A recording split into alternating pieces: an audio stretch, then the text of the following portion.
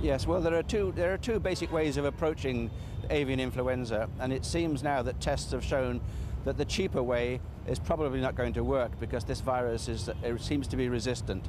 But there is a second way. It's more expensive, and we're going to follow that path. This is not a big setback. It's something that we had to establish early on. We now know which of the two we have to follow.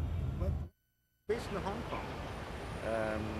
I was in 25 years in Hong Kong, mainly as a television news editor. So well, obviously this is going to add to the costs, and that's not a good sign, because already the economic damage is running into millions of US dollars, we guess. So taking the more expensive route is not going to be good news for some of these economies.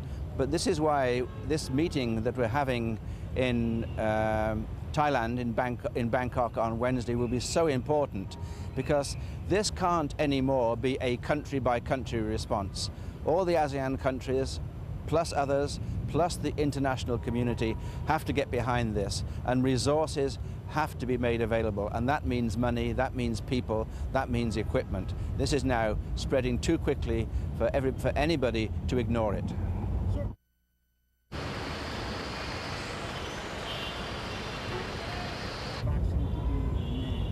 Well, there's been a bit of a setback, because we were hoping that the virus that was present in Hong Kong in 1997 and again last year, that would be the prototype for a new vaccine.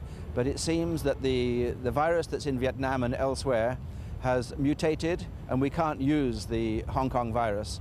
So it's back to the drawing board, but the science is there. It'll just take a little bit longer. I guess the outcome of that will be a virus is probably not going to be available in the kind of numbers that we need for 4 months or more, possibly up to 6. Is that too late? It's probably going to miss the influenza season this year in the Northern Hemisphere, but it could be inserted into the influenza vaccine for next year.